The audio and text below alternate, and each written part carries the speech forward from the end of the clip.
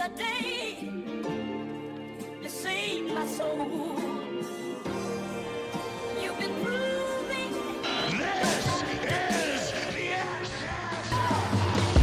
Woo woo, it's episode 2. That's right, episode 2 of the XFL Extra Point podcast. I'm Justin. I'm here with Thomas. Thomas, say something so people know you exist. It is me, Thomas. Hello. There you go. We got a lot to talk about today, like we did last week. Not going to be nearly as long, I'm hoping. So today we're gonna go with the we're gonna have some news and notes. We're gonna be talking the XFL schedule and the Corey Vereen situation, and then this will also be our Tier 1 quarterback debate. It's gonna be a fiery debate, I hope. We've kind of seen each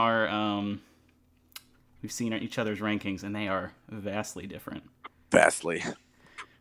And a little bit of context on just proof that we disagree a lot on this. I think Aaron Rodgers fucking sucks.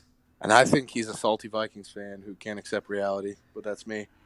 And so we just have a lot of different opinions on quarterbacks and football in general. That's low-key the reason we started. We always want to do a podcast because we just argue so fucking much. The group message is very annoyed at times. So we just argue, especially about football, and so this is a great outlet. Even though this is kind of all new to both of us, this XFL and lots of these players. I just think it's a good thing to talk about. But anyway, let's get to it. Is there anything I'm missing before we drop for news and notes? I think I got everything. Brother. The Twitter. Oh, the Twitter. So make sure you follow us at XFL Extra Point. I do want to give a shout out. I know a lot of people, we were at before we recorded that episode, that first one, we were at 4 followers, and they were just random people. And now we're up to 31. So how about that? Want the Hua guy is doing. I hope he's still listening. If you're out there, Hua guy, we appreciate your page. Our first fan was a military man of some type. Hey, man. But we got a lot of love. We got a lot of love, and there's been good interactions. It's a good community, honestly. I'm on that Twitter more than I'm on my regular Twitter now. I'm looking at that. I want to give shout-outs at XFL Endzone.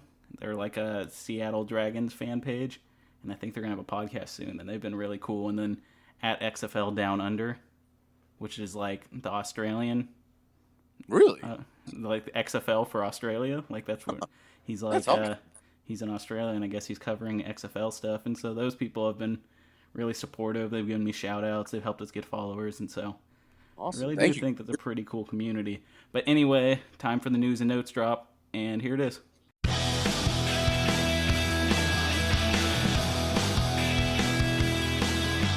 We'll do it live! Fuck it! Do it live! I'll write it and we'll do it live! All right. So big news happened last week. On Tuesday, we had the XFL schedule released by the XFL. So all 8 teams. So our opening game, the first game we're going to be able to see on TV is going to be the DC Defenders hosting the Seattle Dragons. That'll be nice. It's two good teams. I think they're 2 teams. That's your boy. That's your boy Brandon Silvers. You know what? He is my boy. I'm going to support Brandon Silvers now. He is my bottom boy. Your bottom boy. That sounds kind of nasty. Not okay, but you know what? I'm rolling with it. Sorry, Brandon Silvers. So Brandon Silvers. I hope you don't listen to this podcast. So we're getting a Cardale Jones Brandon Silvers matchup for the ages as our opening game. That's going to start at 2 p.m. Eastern, and it's going to be airing on ABC. And if you guys know anything about the schedules, how they're doing it is it's going to be Saturday and Sunday, 2 games each day. So our opening slate is going to be the Seattle Dragons at the DC Defenders on Saturday and the LA Wildcats at the Houston Roughnecks on Saturday. Then we're going to be seeing the Tampa Bay Vipers at the Guardians on Sunday and the Battlehawks at the Renegades on Sunday. I will, of course, be most interested in the Battlehawks matchup with my boy, Jordan Ta'amu. Mm-hmm. See how he does. If he shits the bed, I'm going to be big embarrassed. But we're going against Dallas Renegades, and that's a good team. That's the team I think is going to win it all. So that is an opportunity for him to shit the bed. Don't lose confidence if he does not look great in that first. Oh, I never lose confidence. I am.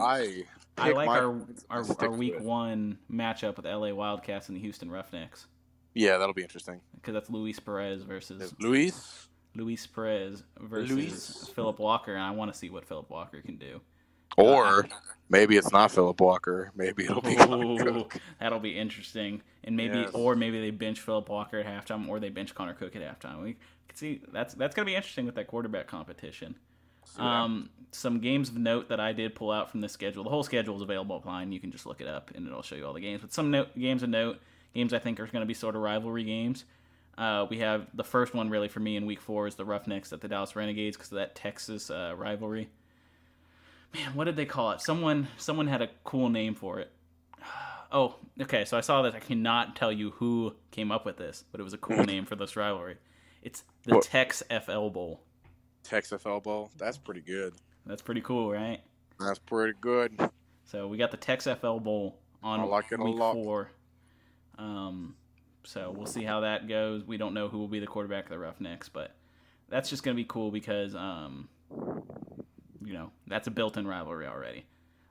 Week 6, I have the LA Wildcats at the Seattle Dragons, which I think there's just always kind of an LA and Seattle rivalry just because they're both on the West Coast, both just usually geographically close to each other. And they both, in terms of especially football right now, the Rams and the Seahawks, and there's going to be carryover for those fans. You mean the Chargers and the Seahawks? No, I don't. The other team in the air. No, the Chargers being in LA is absurd. It is. Anyway. So yeah, there's going to be carryover. I think you're going to see a lot of Rams fans at the Wildcat game. You'll see a lot of Seahawks fans supporting the Dragons. Are they playing it in the Rose Bowl, or where are they playing it at? The LA Wildcats at Seattle. They're playing. So are you talking about at Seattle? I'm sorry. So are they playing it in the Seahawks stadium? They're playing it in CenturyLink. Yeah. Okay, that's pretty cool. So I think that'll be a good home field advantage just because CenturyLink is a good stadium. It just depends on how many people come out to the games. Yeah, we'll see. Yeah. Another big one I have, another LA Wildcats game in Week 7 is LA Wildcats at St. Louis Battlehawks. There's a rivalry there. LA ripping the Rams away from St. Louis, and it's going to be at St. Louis. They're going to be booing the shit out of them, and they're going to be playing at the old St. Louis Stadium. Yeah. They're going to be the best fans in the league. I'm just telling you that now. They want some football, and they're going to be loud. I hope so. So, some other things I noted from this in Week 9 and Week 10, we're going to get Thursday games for the first time all year. I'm not sure why they did this, but there's going to be Thursday games on Week 9 and Week 10. All right. So our Thursday game in Week 9 is going to be the Dallas Renegades at the Houston Roughnecks. I will be trying to go to that game if I can. So yeah, that rivalry, that's good. That's going to be on a Thursday. It'll get all the attention that day. Nice. And then our Thursday game in Week 10 is going to be the LA Wildcats at Dallas Renegades. I don't know if there's any kind of built-in rivalry there, but it's a Thursday game. I figure I'd point it out. Yeah. So, I don't know if you have anything you want to note, but... schedule-wise, no. And that's more just because I don't really know. I haven't seen the teams play yet. The XFL Bowl is a great game. Whoever came up with that's fantastic. Yeah. I will not be able to go to the Dallas and Houston game, unfortunately, because I will probably be working, and that's a 6-hour drive, and I will have work Thursday and that Friday. So, unfortunate, but I'll try to watch a stream if possible. It'll be on TV. Will it? Yeah, all these games are on TV. Well, it'll be at like 2 p.m., right? Oh, you'll be working at night. You're right. But you could see the ones on Saturdays and Sundays. If it's nighttime, then yeah, I can watch it. But if it's at 2 p.m., I'll be working. Fair enough. I actually don't know. But well, we'll find out, I guess. Well, you're gonna have to watch the games somehow. We gotta talk about them, Thomas. Oh, I'm gonna watch the games. All right. So that's it for the XFL schedule. We'll move on to our next story. That's the big story coming out this week. Corey Vereen. He was he's a football player who was taken in the XFL draft by the LA Wildcats, and he is the first player to publicly withdraw after being drafted, and it's mainly over disputes of money issues. Yes. So, let's see. He informed his agents that or the XFL informed the agents that they would only be making $2,000 every 2 weeks that they're under contract, $2,080 for a max base salary of $27,040. But there's bonuses and incentives that can raise that up to the median average of $55,000 per season. If you can get 5-5, you're active for all 10 games. Yes. Let's see. Vereen said he passed on offers from the CFL and accepted a commissioner invitation to the XFL based on the presumption that he would get a higher salary. As it turned out, he's getting that lower, $27,000. He's quoted as saying, and this is from ESPN, "How are you going to sit here and get all these people together and try to get the best talent for your league and only pay them $27,000? I love the game, but I'm not going to be taken advantage of at the end of the day. I have an engineering degree. I'm a software developer. My current job makes more than that. I'm not doing that, unfortunately. It looked like a great opportunity." So we have a lot of feelings on this. You were initially very much like anti-XFL here. Well, without reading the story, first off, I mean, okay, the money sucks. That's not good pay for professional football. I mean, that just is what it is. But also, this is the C League. So, like, I mean, what do you want? You know what I mean? Yeah, and for him to be saying, like, he passed on offers from the CFL, I get that there's more buzz about the XFL, but that's just CFL players new. make money, dude. CFL, the average CFL salary is around $80,000. Yeah, but they've been around, you know? Exactly. This is a startup league. You can't be expecting, like, you're the first players to bring in. They don't have the money. Maybe over time these salaries are going to go up. I do expect that to happen. Unless he was straight up lied to, like he was given a number that he would get that was not the number, it's really kind of on Mr. Vereen's shoulders there. Yeah. Because, I mean, what do you want? I mean, and for him to be like, well, I have an engineering degree and I'm getting more money with my engineering degree than I am playing in the C League of professional football. It's like, well, yeah. Yeah. Sure. Like, I can't imagine it was ever going to be more than he's going to get as a software developer. Yeah. I was saying this to you earlier. It's like, well, obviously you don't want to be a software developer. You want to be a football player. Yeah. And yeah, I know $27,000 isn't great, but that's bare minimum. Yeah. I have a feeling, I don't want to talk shit, but I have a feeling that he might have had an inkling in his mind that he might not have made the roster or been active, or if he did, he wasn't going to hit these bonuses because he was a guy who was taken in the 8th round. He wasn't one of their stars. Fair. So I feel like there was a feeling that he was like, I'm only guaranteed $27,000. That's not enough. Yes. Like I said, unless he was told a number, like these are the facts, and it just ended up being a lie or it wasn't correct, this is a non-story to me. Yeah, for sure. Just because this is, like I said, this is the C League. You have the CFL, which although CFL has some weird rules about X amount of players have to be Canadian, I mean, like that's the B League of football, besides college, of course, but you don't get paid for playing college football. Fair enough. But I mean, I just don't know what he expected unless he was told something different and told up front, because otherwise this is on you, big fella.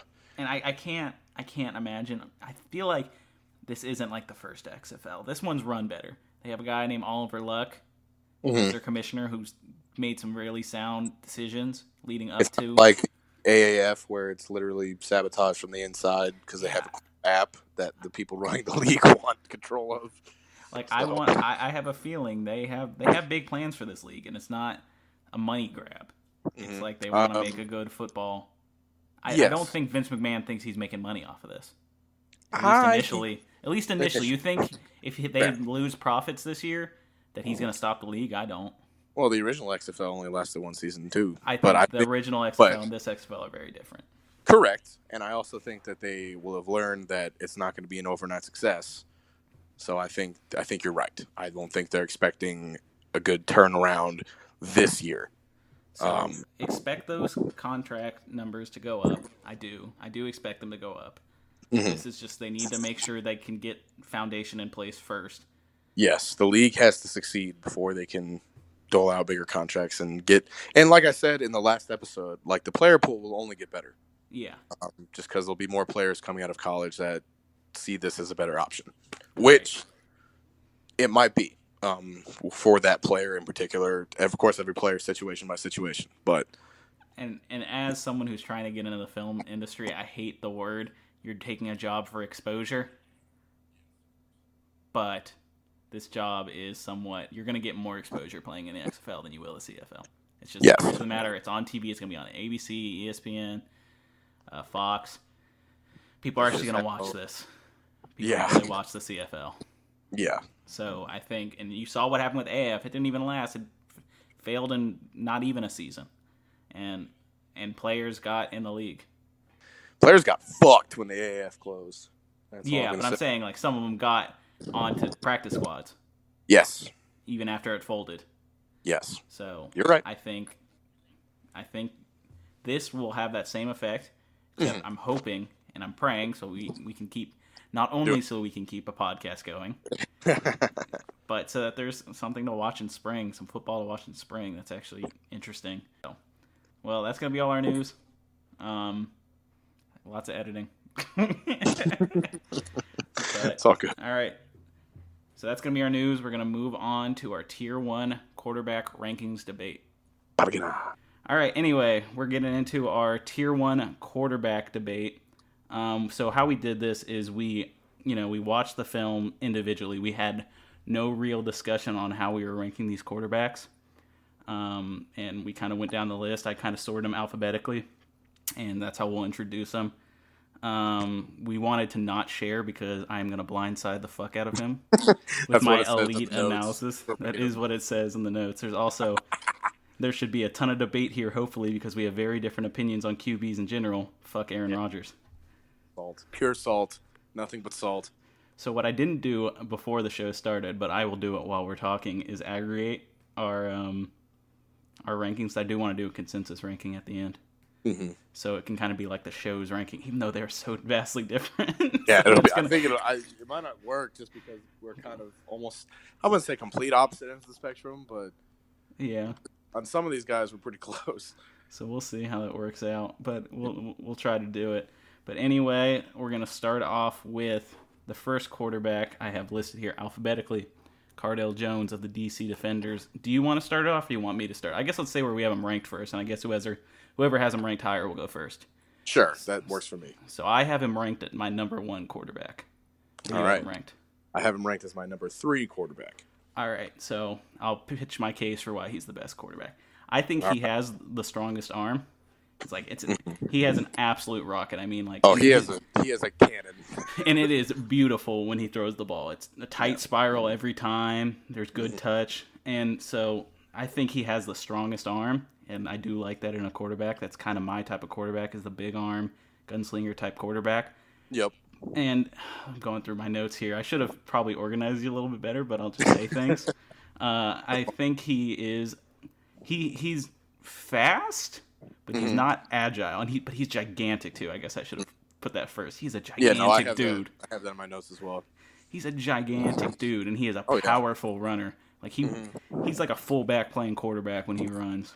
Yep. So I like him as he is an athlete despite being a gigantic dude. Like he's fast, and if he gets his momentum going, I do like him from that aspect. Nothing to disagree with me there, I assume. No, I agree with all of that. Let's see. So one of his things is he's not great throwing when he's kind of unbalanced. He's really has to have his feet set when he throws, and even when he gets outside the pocket, which doesn't happen often. I do think he is more of a pure pocket passer. If he does get outside the pocket, he kind of has to have his feet set, and he has to reset. He can't be throwing on the run very well. I did note that when he was in college, and why he might have had so much production in college, especially that first season, is he had some talent around him. Had some dudes. Zeke and Michael Thomas. Some dudes. That's pretty crazy. So when I was watching his NFL tape, preseason tape, what he really struggled with was the pass rush. When that pocket broke down, which it usually did because he didn't have great, blockers. And I just think generally at that level, it's something that's going to be in the XFL too. The pass rushers are going to be better than the offensive linemen because there's more quality pass rushers than there are quality offensive linemen. Preach. Yes, I was going to talk about that. So I'm scared that we're going to see when he doesn't have the time to throw. He kind of has a slow drop, and he doesn't get through his progression. If all he has is 3 seconds, he's not making an accurate throw. Yeah. So we'll see how it works in the XFL, but I do think he has the best arm talent. I do like him when he has a clean pocket. He's more of a shotgun quarterback than he is one playing under center, but I do like him a lot. I do like his arm talent, and if his offensive line can hold up, I think he will be slinging it. That's why I have him ranked 1. Absolutely agree with all of the positives you have there. I have in my notes for pros. Yeah, he has a freaking cannon. He can probably sling the ball about 60 yards. Probably not, not as flick of the wrist to go 80 yards like Patrick Mahomes, but he's up there, man. He can get the ball as deep as he needs to get it. I also have in my notes, like you said, he's mobile enough. He's not necessarily going to be, breaking off like 40-yard runs at this level of football. But he is a burly boy, and if he can get a good angle at the first tackler coming to him, he'll probably break it just because he's huge. And he can move enough to where he can make dudes miss, but at the higher levels, he might have troubles with that. So as you said, his out of the pocket running is probably going to be in a straight line, and for I would say about like 5 yards. There's no other reads open. He just takes that, which is fine. That's great. I agree with you saying he has the best arm talent just because he can sling it. But the only problem with that is I believe he is the least accurate quarterback of this group of quarterbacks. In the NFL, in his limited time with the Chargers especially, there are some throws where it's just like you don't even know who he's throwing it to because he's just uncorking it and it's just flying. My other knock on Cardale is he just had the one exceptional year in college, and it was an exceptional year, but it's just the 1 year. If he would have gone out that year to the draft, he probably would have been a first-round draft pick. But the year following, when he did leave for the draft, he did not have a very good senior season and fell in the draft as a result. But that 1 year was special, coming off the bench when JT Barrett got injured and just marching all the way to the title. So that is special, and that's definitely a positive. But if it is just 1 year and he hasn't really done much in the league since then, I believe he was on the Bills for a while, but it was also a developmental prospect there. Another thing that you said about how he needs to have his feet set, he is a very wide base when he throws, which if you're on the run or you're rolling out, you don't have time to get there. Even as massive as he is, you simply don't have time to get your feet there and need to uncork it, which is the problem with his accuracy. He can get the ball still a good distance when he's working, but it just where it goes and the touch that he has when he's on the move and under pressure is lacking, I think. All right, I want to interject here about the accuracy thing. So I agree when he's throwing it deep and he's really just chucking it up. It is kind of just chucking it up. But when I see him throw the mid-range and short-range throws, I'm not, I'm not turned off by that. I think it's decent accuracy, especially in that mid-range and short-range area. When he does chunk it deep, it is a little 50-50. But what I'm giving him, the benefit I'm giving him, is he throws it with such zip. It's like bullets down. It doesn't hang in the air. It doesn't really give, even if it is a 50-50 ball, it doesn't give the corner a lot of time to set up and try to make a play on the ball. I mean, it's there in an instant. And if it's down the field, the corner doesn't have time to turn around and pick the ball off. So that's why I didn't count that against him. While that's true, he also has what I call Brandon Weeden syndrome, where even if it's a quick slant where the receiver's maybe about 7 yards downfield, the ball's coming out of his hand like it's a 90-yard bomb. Okay, so fair enough. Unless you have, and obviously these guys will be in training camp with each other, they'll figure that out. But unless you're used to that, when that comes at that fast and you're a receiver, it's like, whoa! And it's just going to take some time to adjust to that. Of course, I'm sure that'll be hammered out during training camp, so that's really not a negative, but he's going balls to the wall with each throw every time. Doesn't really have a lot of touch, I would say. But again, that could be hammered out in training camp and figured out. So not really a super bad knock, but just what it is. All right. Anything else you want to? Any other reasons he's lower for you? Just because accuracy is a big deal. I really think you can be more accurate. I don't think you can become more accurate. I think you are or you're not. And that's kind of in the words of Mike Leach. Shout out Washington State. But I don't think you can really be more accurate. You can have a better chemistry with your receivers and kind of figure out where they like the ball better. But the question of you being able to put it there, I think, has to do with your talent. I don't think that can be ironed out. I think that's just, it's either going to happen or it doesn't. So, okay, well, I do. We both have him pretty high. You have him at 3. I have him at 1.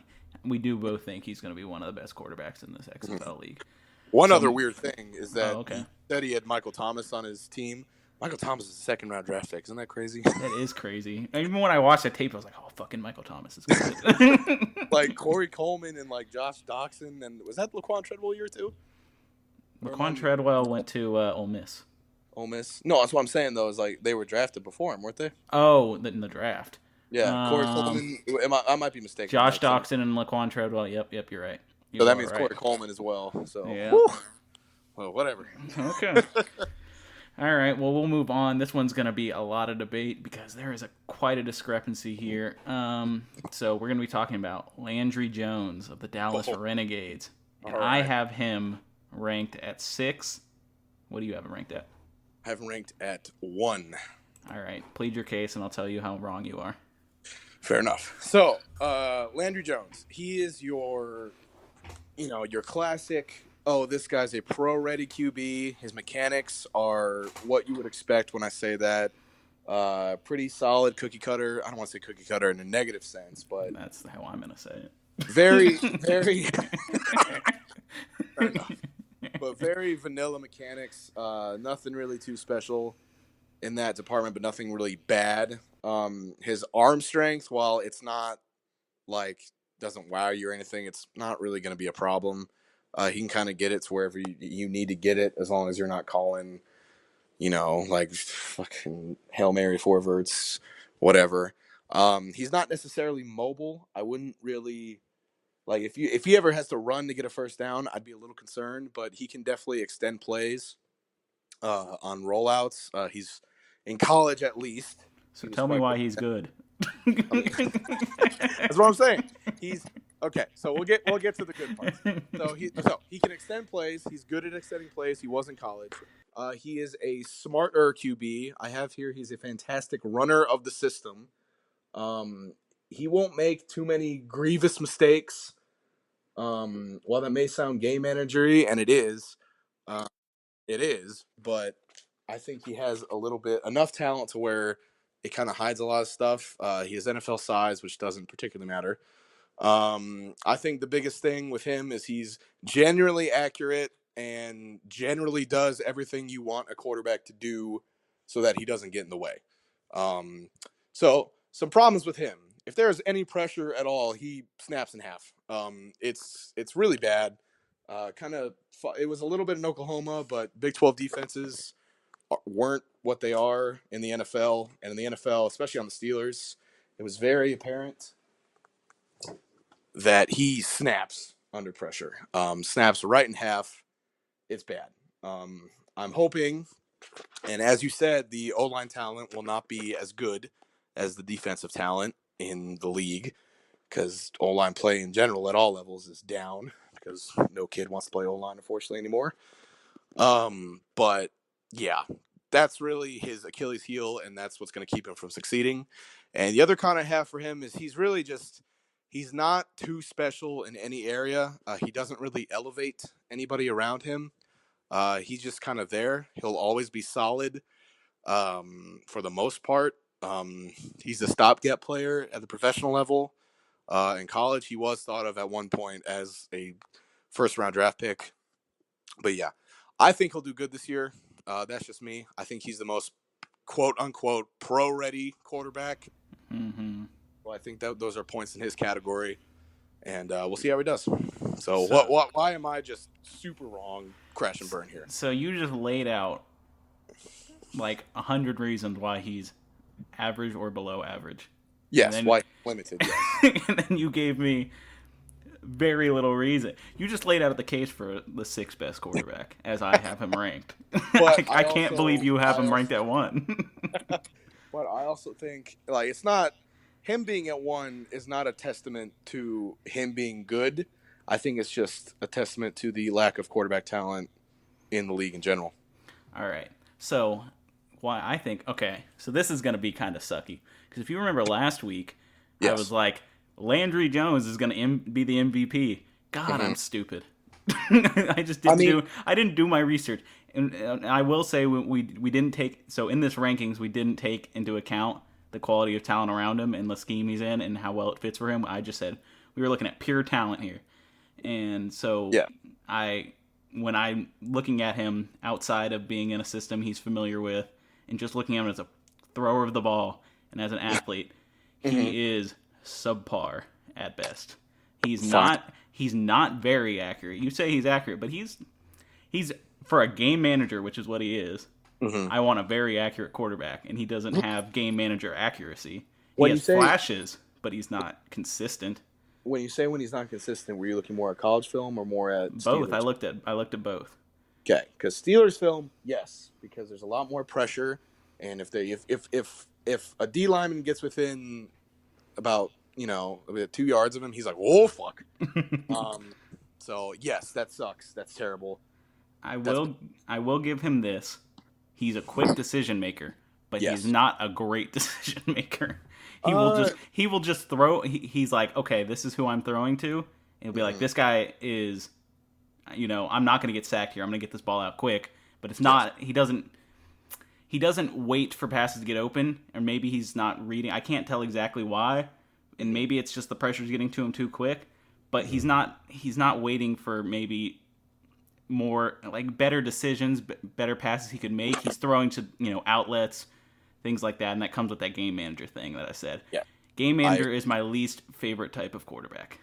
Yes, but I would rather somebody who I can rely on to not fuck up too terribly, rather than say someone like Cardale Jones, who's the gunslinger, who might be like, wow, what a play, but also might be like, what are you fucking doing? Right, but the defense is already going to be way better than the offenses as it is. Maybe, maybe not. So I would rather a guy who can potentially get me a big play than a guy who's going to be chucking it, check downs and 5-yard slants the whole game. But also, depending on the skill talent, which I think would be better than I think the offensive skill talent would be better than the defensive skill talent. That's probably true. But then wouldn't that be a better case for slinging it? You got a guy burning a corner? Not necessarily, because there's high percentage plays and there's low percentage plays, no matter what kind of talent you're working with. Well, anyway, his arm strength is average. It's nothing special, nothing blowing me away. That's the thing with him. That's why I have him ranked so low. It's like, I want a guy, I think there's going to be gems that come out of this quarterback. I think there's guys who will make it maybe at least into a backup spot coming out of this. I do think there is some people who could play in the NFL who just need the development. I don't know if there's development issues with Landry Jones. Oh, no. He's reached his ceiling. He was okay as a fill-in guy for the Steelers. But, that was his ceiling, was a backup quarterback who was just going to be okay. I did say he's good in the pocket. I do like he has good movement in the pocket, but you're right. If it does break down, I'm not happy with his decision. All of my problems with Landry Jones has to come with if there's any kind of pressure, he is like, oh God. So and forgets. I also wrote there's a very little accuracy drop off when he is on the move. Problem is his accuracy is not all that great. So anyway, it's like fair. So that's really I was watching Landry Jones tapes and I was like, this is boring. This is not. I don't see anything special here. I see a middling backup guy. I don't think boring is necessarily bad. Well, anyway, so you have him at 1. I have him at 6. Yes. A boring choice for you at 1. Sometimes boring wins. That's all I gotta say. I did fuck up saying he was going to MVP. What I was factoring in at that time was I like the system. Bob Stoops was his college coach as well. So, he might still. This isn't taking into account the system. Taking into account the system he is in, I think he's in the best possible position to succeed. Yeah, I'd probably move him higher if we were taking into account that. But just pure talent, he's 6 for me. Fair. All right, moving on. Matt McGloin. Where'd Matt McGloin go to college? I actually didn't write any of that down. Penn State. Penn State, you're right. And he was there with the whole Sandusky thing. And he was Correct. like the only player who stayed. Correct. Gotcha, I remember that. All right. I have him ranked at 3. What do you have him ranked at? I'm ranked at 2. So you are slightly higher, but we do pretty much agree here. So you can go first. I think there's going to be a lot of agreement here, but we'll see. Okay. So pros of Matt McGloin, he's a smart QB. He's kind of in the same vein as Landry Jones, where he's not going to really make too many mistakes that are really his fault that he can control, I should say. He knows how to manage the pocket under pressure. He's not going to be amazing at dodging incoming linemen or blitzers, really, but he knows, I need to step up here. Oh, I need to roll left, roll right. He's not going to panic pocket. And he's also your classic kind of, pro-ready, quote-unquote, quarterback. There's nothing really remarkable about – I don't want to say remarkable about him, but, there's nothing that jumps out as this is a problem that really needs to be fixed. He's got decent arm talent. He can get the ball anywhere he wants it to be. That will never be a problem with Matt McGloin. And it wasn't really a problem with Matt McGloin in his playing career at all. Really, the only knock I have about Matt McGloin is I have here he was shooketh in the NFL. And that's not really his fault. He was kind of thrown in the situation of the Raiders where it's like, all right, you're the fucking starter now. Go ahead. And I know it wasn't the Texans. That was Connor Cook, but it was bad. He got rocked pretty early and often because he was on the Raiders, and the Raiders were not a very good team at that point, and I think that kind of killed him a little bit and shot his confidence, and then he started making mistakes that he doesn't make or didn't make in college at least. And kind of also in the same vein as Landry Jones, he's solid, but he does nothing to challenge defense. He's never going to uncork a throw that's like, wow, what a ball. Only put it where his guy can get it. It's really just going to be like, well, yeah, it was a good pass. Gotcha. All right. Well, here, so I almost have some better things to say about him than you do. Fair. Because my problems with him aren't as a thrower, really. I think inside the numbers, routes going towards the middle of the field, very good with his accuracy. Everything going inside the numbers, posts, slants, I love all that. It's very accurate. Yep. Some of the other stuff isn't incredible, but it's good enough. I think he's accurate. I don't have a problem with his accuracy. So he is sort of a game manager type in the same way that Landry Jones is, but he is a little more aggressive. So in the tape I was watching, he was taking shots down the field. Were they always accurate? No. More. Yeah. Say that again, what'd you say? I'm sorry, I didn't mean to talk over you. No, this is an argument. We're supposed to be talking over each other, Thomas. He will push the ball downfield more. I agree with that than someone say like Landry. So I like him as an aggressive thrower. Here's another thing that really flashed when I watched him that made him better than Landry Jones for me. He is deceptive with play action. When he runs the play action, play action pass, he's just good at it. People are buying it. He'll sell it, is what you're saying? Yeah, I do value that. When he runs play action, I see the defense going for the run, whereas if I see there's a couple quarterbacks I'll mention later that I do not like his deception on play action. It is it is a play action pass, but we'll get to him. One more, going back to Landry Jones, I think the reason he doesn't sell it as hard is because if you've ever seen his 40 time at the combine, not the time. All right, get it out, Thomas. Get it out. If you've ever seen his 40 at the combine, it is the worst 40 of all time, and it's awful to look at. So maybe that's why he sells hard, because Landry Jones is not running. But I know what you mean. So I like. I'm trying to figure out why I have him. I think it's just because I liked whoever I have ranked at 2. We'll get there a little bit more, but I do think he's good, and he could be at 2 for me as well. Fair. My biggest problems with him, I found it now. He is not amazing at reading defenses post snap and reading blitzes pre snap. Yep. He's sort of a one read quarterback. When you watch him, when I was watching the tape, he was staring down who he's throwing to. He never was really going through progressions. He was like, this play is designed to go to this man, and I will stare at this man and get the ball to him. Are you looking more at Penn State tape there or Raiders tape? I'd say more Raiders tape, but I think both. I think a lot of the Raiders stuff has to come with him being just thrown to the wolves to begin with, and him being fair. Fuck, dude. but he was not reading blitzes pre-snap. That was the pressure. That was the problem with the pressure. Same thing I said with Cardale Jones, where he needs to set his feet to throw accurately. But I almost think he has a better ability than Cardale Jones, that when he does get outside the pocket, he can set his feet better. He can reset quicker. Yeah, well, his footwork is a little more traditional than Cardale, so it's a little more, I don't want to say easy to get to, but a little more snap than Cardale's wider base. So. Right. But pure arm talent, I'm still giving it to Cardale. I do like Matt McGloin a lot, and I think he's going to be a good quarterback. Now, okay. What excuse me, one moment. Matt McGloin is for the. Never mind. Sorry. That part. Okay. Matt McGloin's on the New York Guardians. Yeah. Never mind. Gotcha. That's it? Yep. All right. Moving on to our next one, which is Aaron Murray. So right. I have Aaron Murray. I keep not saying where they're playing. Aaron Murray is playing for the Tampa Bay Vipers. Yes. I have him ranked at 5. What do you have him ranked at? I have him ranked at 7. So I'm slightly higher. So yes. I think he is another game manager. Yes. Lots of game managers here because there's a ton of them. That's why a lot of them, you're going to see a lot that don't get in the NFL because there's a ton of them already in the NFL. Yes. And especially at the backup position, almost all of them are game managers. Correct. So the positives I have for him, I like his timing and his accuracy on quick throws. And he has good accuracy on out routes. Mm-hmm. I like his short and intermediate stuff, really traditional game manager stuff. Mm-hmm. But he does do the same thing where he kind of locks onto one receiver, and he'll sometimes force throws to that one receiver. Yep. So I did say he's accurate at every level, but he is inconsistent when he throws it deep.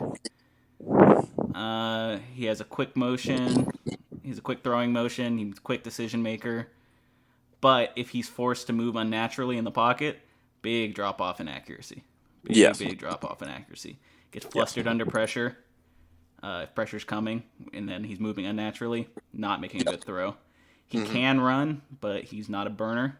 I'd say, I compared him, I said he has Kirk Cousins speed. Where Kirk Cousins can get you a first down, but you're not. Kirk Cousins is running like 6 times a season nowadays. Not a great arm, but he can throw the ball with zip. So I wrote that there is zip on his balls, but the only reason there is he really steps into those throws when there is zip. And so the ball isn't hanging in the air when he's throwing it like that, but if he can't step into that throw like that, it's not a lot of arm strength there. I don't think it's pure arm talent. I think it's more of his mechanics. Yes. He's small, and he has a low release point, and so I was seeing a lot of batted balls. And the only one of the positives, so my positives for him really, while he's not lower, is the accuracy and the game manager type stuff, and he's good at not taking sacks. Yep. But when he's not taking sacks, it's because he's throwing it into the dirt or out of bounds. It's not making a spectacular play. It's just making a smart decision, I guess. That's why I'm at 5. Okay. So, everything that I said about Landry Jones, you might be like, well, why a game manager? Why is that good? So, Landry Jones, in my head, is a discount Alex Smith. Not fantastic, but, okay. Aaron Murray is, in my head, a discount Andy Dalton.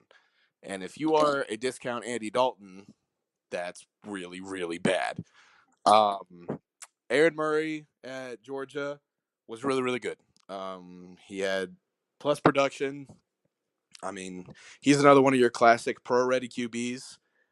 He did have a knee injury at the end of his time at Georgia that gave people kind of doubts about if he'd be able to play at the next level at all. But it hasn't really limited him in his backup role since. So, but yes, every negative thing I said about Landry Jones also equates to Aaron Murray. I just think it's about 10 times worse. That's really all I have to say. He is accurate in the short to intermediate. He will push it downfield from time to time, but that's more because not that it's the read, it's more that that's the design play. And it's like, well, fuck, I have to throw it downfield. All right, here we go. See what happens. Mm-hmm. Every time you're talking, I'm just like, why does he have Landry Jones at 1? That's all I'm thinking about. So, just because, like I said, while Landry Jones is a game manager, he's a different caliber of player, I think, in general, than Aaron Murray is. I think Aaron Murray is literally just a facilitator. I think he's just there. to hold a spot. I was kind of surprised that he was one of the premier quarterbacks. But I mean, I guess that's me not really knowing the talent that's out there and the talent that wants to make very little money to play in the XFL. So, but that's on me. But yeah, Andy Dalton 2.0. That's all I gotta say. All right. I guess so. I have him at 5. You have him at 6. We'll see. I'll do the aggregates here in a second. Oh, you have it at 7. You don't have him at 6. I think you said 6 earlier. Oh well, 7. That's what I meant. Okay, so he has him at 7. So anyway, we're moving on to Luis Perez. Is it Luis or Luis? I don't know. I assume Luis, it's like. It's probably Luis. Yeah. Yeah, it's probably Luis. All right, Luis Perez. I have him ranked at number 2, which might come as a shocker. Mm-hmm. I have him ranked at number 4. Okay, so not that big of a discrepancy. I guess I'll hype him up. I think he's very accurate, short and intermediate, but he's not a game manager. You know, like he is very accurate, but he can make deep throws as well. He's not obviously as accurate when he goes deep, but you know, it's not. He doesn't play like a game manager. He's taking the throw. He's just reading the field. Yes. And making the right throw. Yes. I like his touch on the ball. I did say he has average arm strength, but he has a lot of touch, and he can kind of drop it in the right places. Like, even when he's throwing deep or intermediate, he drops it in, like, even if it's kind of short, it's just dropped right over the head of the defender. Yeah. Every time I was watching it was going right. Like, I was like, oh no, this is going to get picked, because I'm just seeing them both standing there. But it literally, I don't know if that was just the cornerback sucking or something, but it was literally, the guy would jump, and it was just over his hands, and then somehow always right into the wide receiver. I do like his ability to extend plays outside the pocket. He's not really a scrambler, and so I kind of described him as a discount Aaron Rodgers without the arm strength. He's not a strong arm, but he kind of has that thing. He can extend plays by moving around outside the pocket, but he's not all that shifty, and he's not all that fast, but it's just maybe it's play design, but when he was outside the pocket, it was great. I think he just knows when to go and how to get there. Right. So it's a good quality to have. And when he's outside the pocket, he's accurate still. Yes. And I do like that. And what the comparison with Aaron Rodgers for me, even though I hate Aaron Rodgers, that's more of a personality thing for me. Oh, whatever. But he can get the ball off it. I saw many times where he was sideways and he was throwing it like across his body, and it was still accurate and getting, you know, I mean, they weren't deep throws like that, but they were. The ball was coming out at odd angles and was still accurate, and I did. Yeah. That's something I do appreciate, like a guy like Patrick Mahomes can do, and a guy like Aaron Rodgers. Mm-hmm. He's not really willing to take the deep shots unless they're wide open. So he's not making bad decisions. He's not throwing up 50-50 balls, really, unless he knows he can get it there. I didn't see a lot of ball. I guess I didn't look at the stats, but from the tape I was watching, I didn't see a lot of interceptions. And it wasn't really 50-50 balls. They were all good decisions. Yeah. He does hold on to the ball a little bit, but he's shifty enough that it's not too much of a problem. Mm-hmm. It's not like a quick decision. I'm gonna, throw these quick routes, these check downs, these slants. It's more like he's holding on to the ball and evading pressure, and he's making good decisions. So that's why I have him at 2. I really like him. Okay. Well, what I like about Luis Perez, and I think is my biggest pro of him, is that he is really the only guy that I would really consider to be what I call a playmaker in this group of guys. I think you can rely on him to kind of get you to where you need to go. Not so much that he is just kind of a facilitator. He will make plays for you that some of these guys just can't.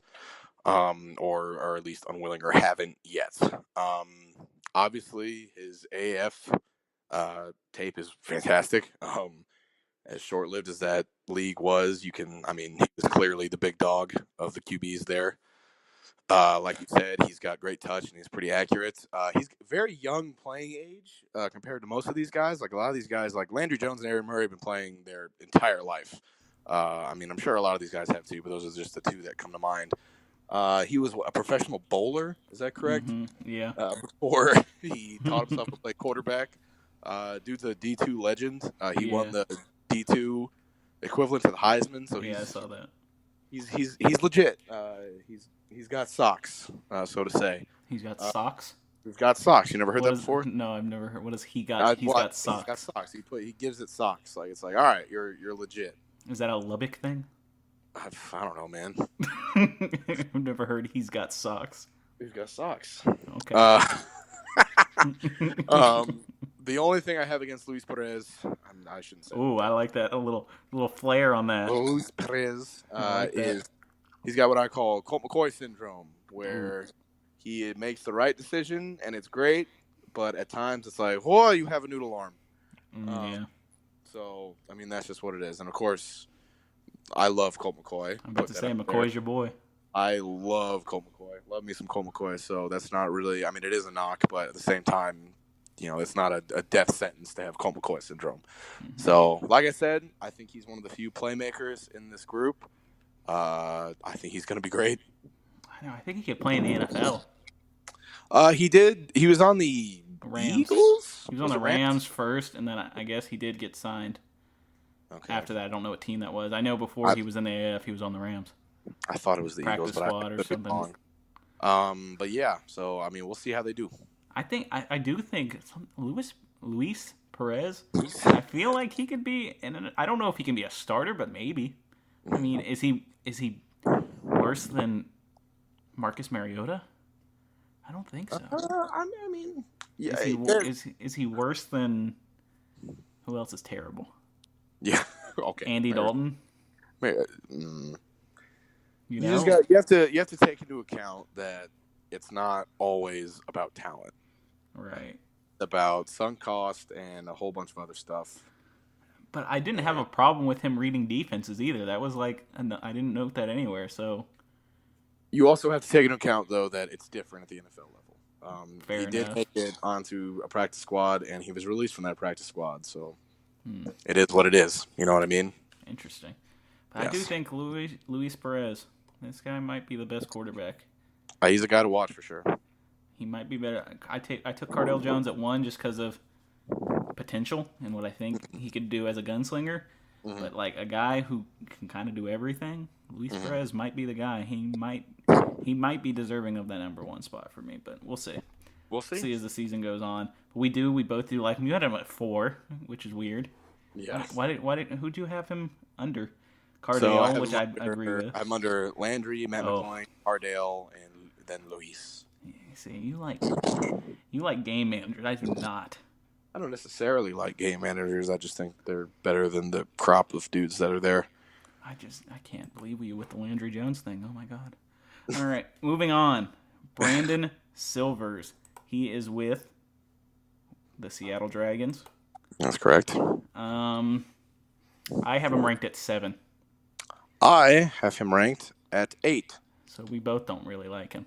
Yes. A lot of that with me has to do just not knowing too much about him besides his AF stuff that I watched and also his Troy film that I watched. It's hard to watch. It's hard to get a hold of Troy games. That's all I'm going to say. So I found a few. Yeah, there are a few here and there, but I mean, yeah. So he's accurate on slants and quick routes, but he's pretty much inconsistent at every level. Yes. So for me, he's a spread system quarterback. And that's not necessarily a bad thing, but especially when you're not at, I don't want to talk shit on Troy, but when you're not at like a premier college football program and you run a spread, you get, that's a knock against you because it just means maybe you're not necessarily ready for the pro style. Maybe you're not necessarily good at what you need to be good at to be a successful professional quarterback. That's just what it is.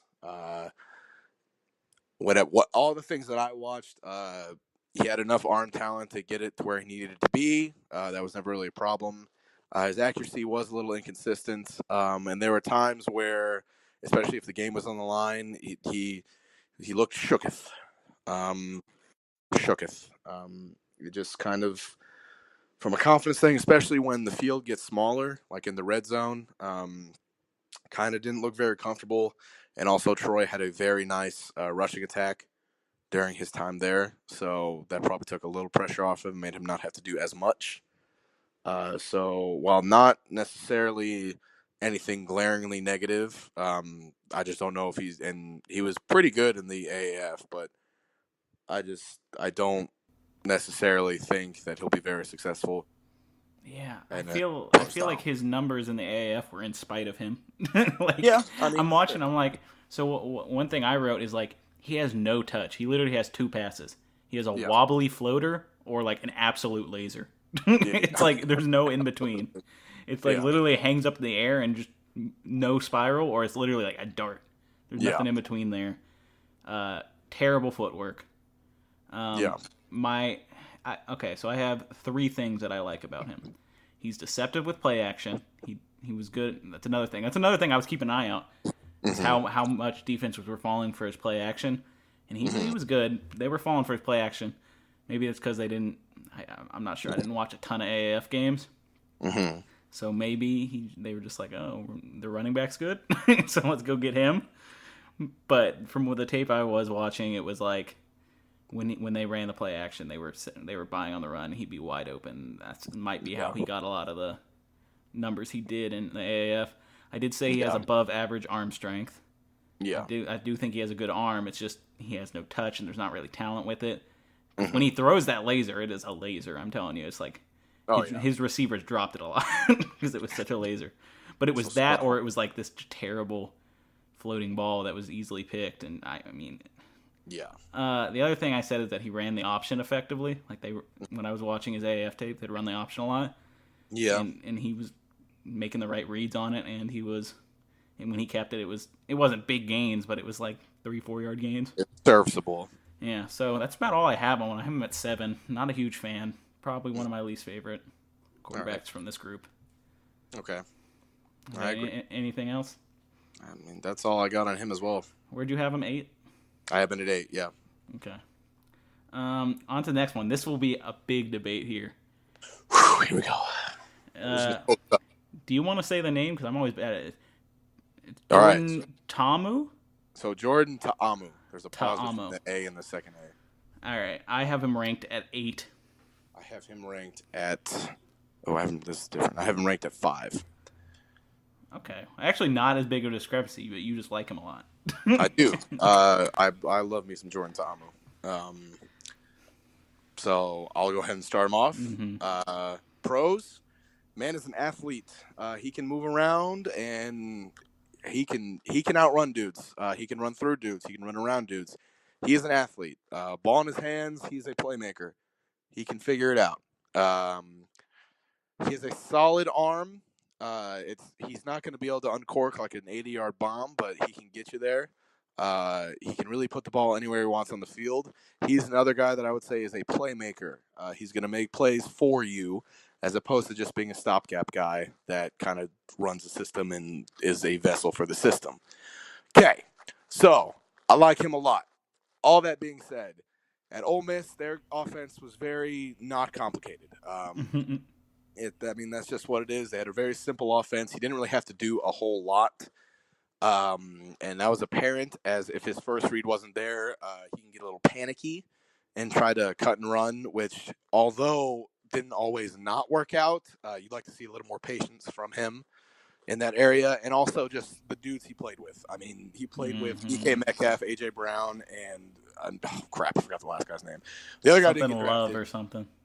The other guy didn't get drafted, but he still bounced around the NFL, still an athletic beast. So he played with 3 legit NFL caliber wide receivers.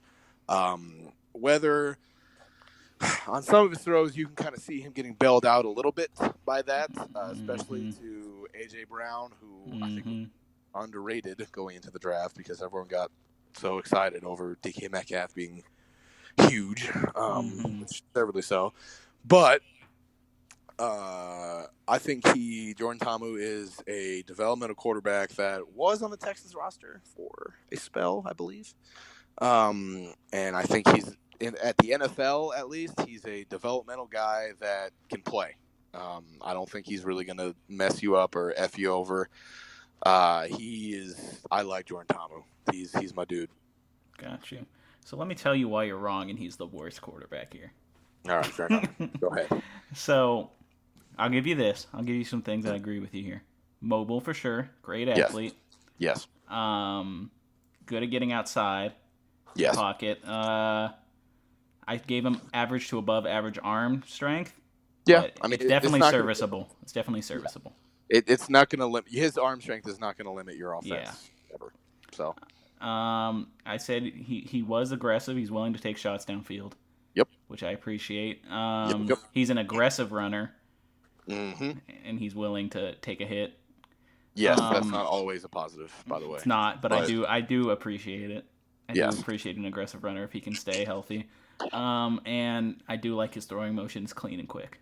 Yes. But that's about all I have to say that I really like about him. So right. I think he is the most inconsistent with his accuracy.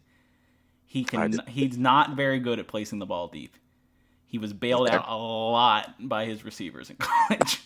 Like, they weren't placed well. They were completions, but they weren't placed well. He tends to overthrow or underthrow them on those deep balls. Yep. And even on some of the shorter routes, like comebacks and curls, he will straight sail balls over the heads of these gigantic wide receivers, too. Like, these guys can jump, and they can't get it. Like, I mean, these things are too high for them to even get. Sometimes they were catchable, and then, again, that helps make it look better. But they were high, for sure.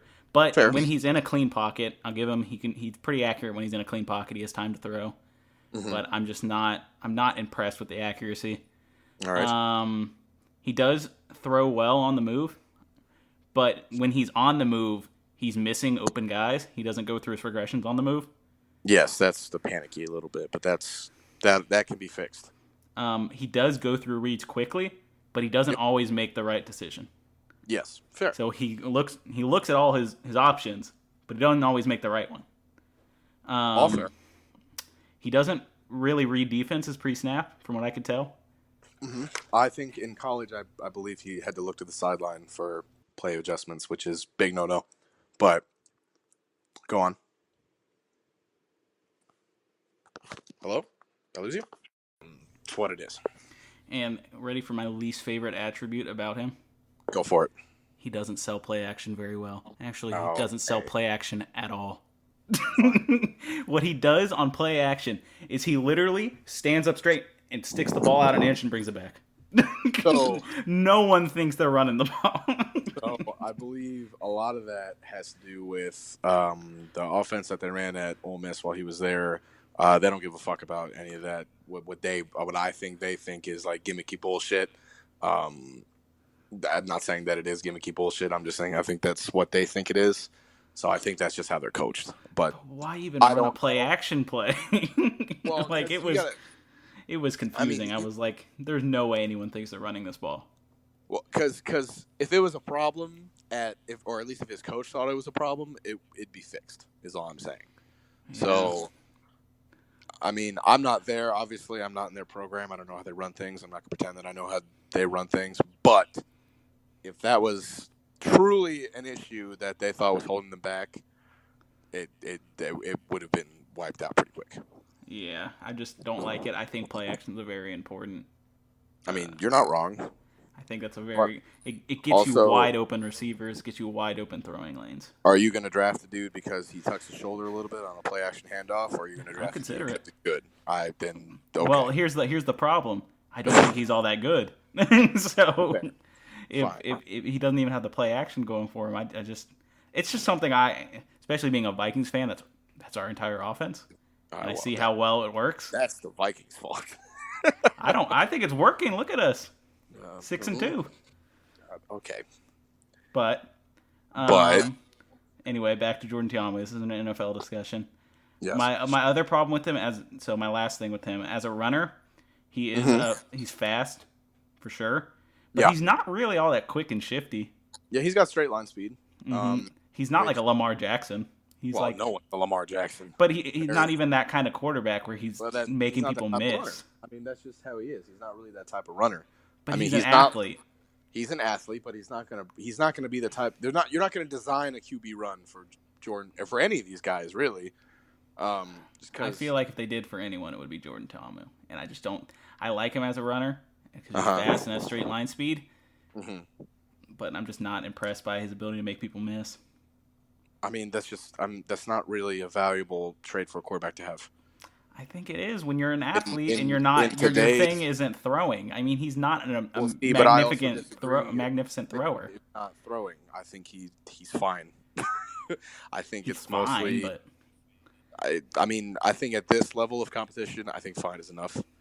I just think what it is. For an athlete, you want a guy who. But you're saying you're comparing. Excels at being an athlete. No Lamar Jackson. Nobody is Lamar. I'm not, because no one's going to be Lamar Jackson. Nobody is even in that universe. But even the next quarterback we're going to talk about, I think, is a better runner than him. Even Mike Vick is not in the universe of Lamar Jackson. Lamar is something new, something completely. That's just okay. Let's not say Lamar Jackson. I went a little far saying Lamar Jackson. That's like me saying, "Well, I lift weights, but I'm no Arnold." But even the next quarterback we're going to talk about on this list, I think, is a shifty guy who makes people miss in the open field. Okay, and he's a better thrower. It's arguable. I think that's I think it's debatable. Is all. I'm a big Jordan Ta'amu guy. I think there's just a lot of untapped potential there. I like him. That's all. I think. I came in with no preconceived notion about him. All I did was watch the tape, and what I saw did not impress me. Well, that's fine. But you probably watched him more than I did. I'll give you that. So. Well, I mean, and that's fine. I mean, you also have to take into account Ole Miss. Like, even though they did have NFL talent at all three receiver spots. There's no denying that. They don't necessarily run the best scheme. They're not necessarily a premier program like they were in the past when Hugh Freeze was there and when they were paying everybody. But it's just there's a lot of different factors that go into that and everything. So, yeah. All right. That's all I'd say. I like me some Jordan Ta'amu. I think he's going to be great. We'll be debating this one, and I'll be laughing at your face if he sucks, and you'll be laughing at my face if he's good. So I think he is the worst quarterback here. You think he is the, fifth? Fifth.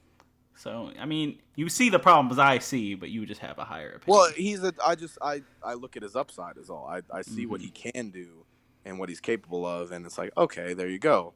And while you may question, like, well, why did you put Landry Jones, of all people, of Cardale Jones at that point? Because I think Cardale's spent, man. I think he's as good as he's going to get. I don't really think he's – I mean, he can throw the ball 90 yards, but I don't think he can hit the broadside of a barn sometimes. And I think, like I said, you don't really get more accurate. So if your accuracy is a 2 out of 10, it's not going to magically jump to an 8. But if it's serviceable, then it's fine. Well, I think in my opinion, here we go.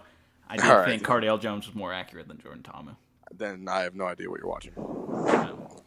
Right. I mean, if you're looking at where it's Michael Thomas straight down the field when no one's around him because he's Michael Thomas, sure, I guess. But, I mean, I don't know what you're watching otherwise. I'm just saying, even on those curls and those comebacks, that's what really killed it for me. When I saw, what game was that? Was it LSU? When he played it might have been his LSU game. Yeah. Well, the LSU, are you talking about not this year but the year before? See, I can't even tell you. I should have wrote it all down. Okay. So there was curls and comebacks that he was sailing the ball right over their head. You also have to account SEC defenses versus Big Ten defenses because there's a large gap. But I'm just saying. I mean, I'm just saying LSU. These defenses are going to be better than what'd you say? What was the Big Ten? Big Ten, yes, exactly. Which is why I'm saying that I think Cardale's accuracy issues will be exemplified. Even though I really, really like Cardale, I mean, I don't know. So, and I don't even think Jordan's going to be better than Cardale. I think Cardale's going to be better than Jordan. But that's all. I mean, that's all I'm saying is that I think at his upside and everything, I think Ta'amu is – I just like Ta'amu. All right. Well, we'll move on. This will be a debate throughout the year. Yes. I don't hate Jordan Ta'amu. I don't hate Jordan He's not Ta'amu. Aaron Rodgers to me. I just... You hate Aaron Rodgers for stupid reasons, too. All right, we'll move on. Our last quarterback we're going to talk about here in this quarterback debate is Phillip Walker. I have him ranked at 4. He plays for the Houston Roughnecks right now. Yep. There's going to be probably a little bit of a quarterback competition with which when after watching his tape, I disagree with. But so I have him at 4. What do you have him at? I have him at 6. Okay, so not terribly far off. Not a knock on him. Yeah. So there's not a ton of tape on him. Mm-hmm. There's not, it was like, I'm going to give a little insight into how I find tape. I will type in the quarterback's name. So let's say Philip Walker, and then I will type in VS versus and into YouTube, and I will click enter, and it'll usually give me like every Philip Walker throw against LSU. Or it'll be like Jordan Tiamu versus LSU or something like that, right? Yeah. That didn't happen when I looked at Philip Walker. So what I had to look at was, I literally was like looking up, okay, when did Philip Walker play? I think it was 2015. And then I would say, Temple 2015 full game. And then I would have to literally watch the whole game and fast forward. So terrible. What I did is I have a friend on Reddit who literally is deeper into football than I am, and I messaged him like, hey, random question out of the blue, do you have any compressed Philip Walker film so I don't have to go through and pick any watch entire games? That's what he's like yeah, and he just sends me a zip file. That's a nice resource you probably should have shared with me. I got to keep the edge up on you somehow. All right, well, I also watched his pro day. I asked him for Brandon Silver's film as well, and he did not get back to me. So I think he is sick of my shit. So I think I'm going to leave him alone. So I did watch his pro day too. Mm-hmm. So from what I saw, I think he is. I have him at 4. What do you have him at? I have him at 6. 6. All right. So I think he's better than you do. I think he's the most accurate quarterback on this list. Okay. He is incredibly accurate. That is his biggest feature. He has great arm talent. He has above average arm strength. Really accurate. Great footwork. He can read blitzes pre-snap. Mm-hmm. Here's his problem. He does not read defenses very well. No. At all. He does not.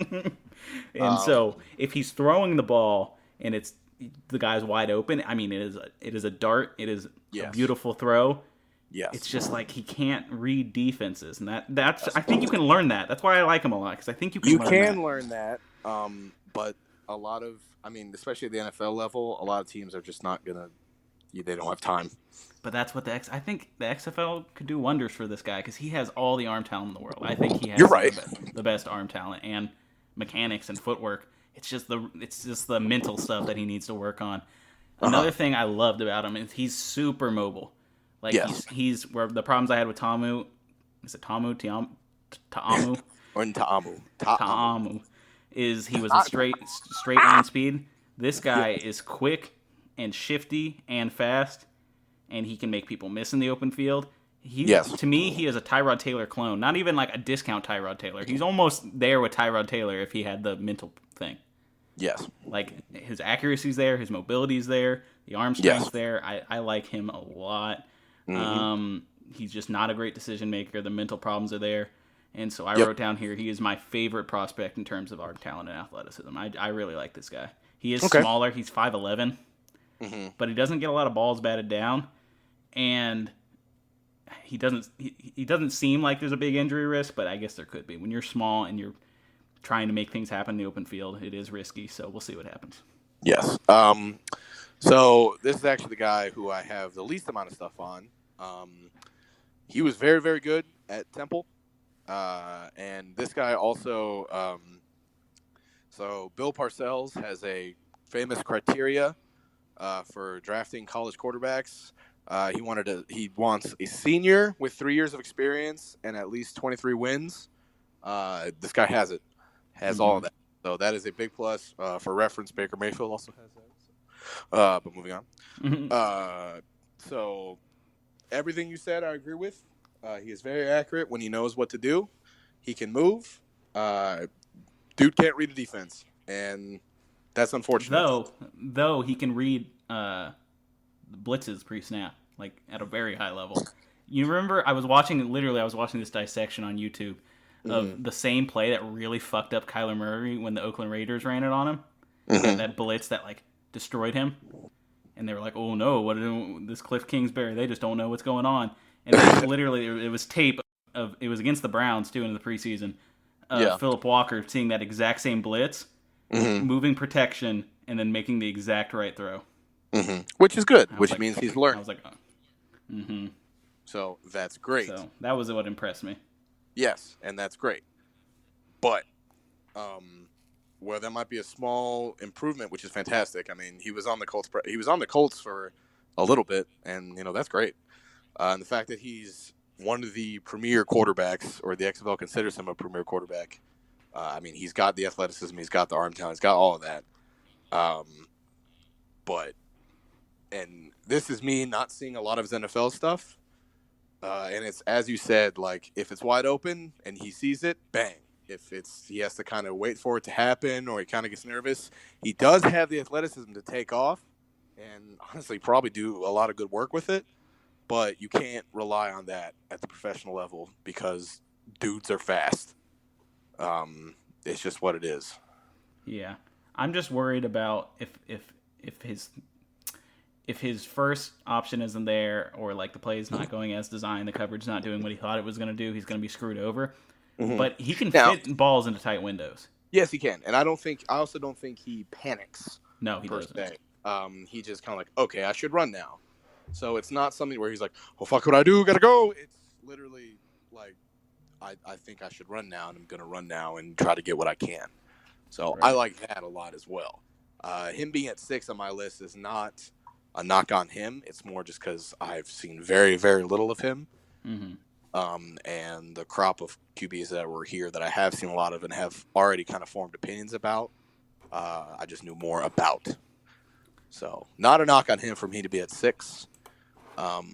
I think he's a good athlete. I think he's got a good arm. He just got to put it together. Yeah, I'm really curious to see how he does, because he's a guy who I think is, like you said, with how you feel about Jordan Ta'amu is how I feel about Philip Walker. I think he's developmental, and he has the stuff. I think he has the stuff. It's just got to be there mentally, and it's got to work on him mentally. And I think we'll see what June Jones can do with them. Benefit. So now, as you know, my favorite quarterback is on my favorite team. I didn't know he was going to be my favorite quarterback before I did this.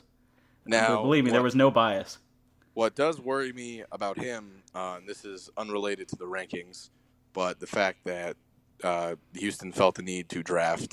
I know, that scares me too. Connor Cook with their first pick. And it's maybe because they're scared. Like, he has all the talent, but they're scared the mental thing will screw him over. So, I mean, we'll see who is starting after training camp, because that will tell a lot about how better his mental processing has gotten and just what they want. Because June Jones is a ball coach. So we'll see what happens. All right. So now, Thomas, I need you to like sing a sweet ditty or something while I try to try to do this consensus rankings right here. All right. Well, it's your boy Thomas, and we're coming in hot with the XFL news. Yeah, don't get shot by my gun. That I'm gonna. Okay. That's about all I got. So Cardale Jones and Matt McGloin at 1. Luis Perez at 3. All right.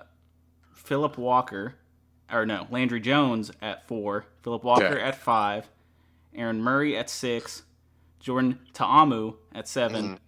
Brandon Silvers at 8. Poor Brandon Silvers. He's probably a good kid. Yeah, probably. So that's our official he's probably like the same age, if not older than me. Whatever. He's probably older than us. He's probably older than us, yeah. So that's our official consensus rankings. They're a little weird because of how we did it, but I mean, I feel like it, for the most part, kind of worked out. Yeah. So that's our rankings. That's our show. I want to thank y'all for joining us. We'll have a lot to talk about. I want to do a kind of a deep dive into the schedule next week. I'm not sure if that's what we're going to do. I don't know if that's going to fill the time completely, so got to think about it. There's always news and stuff.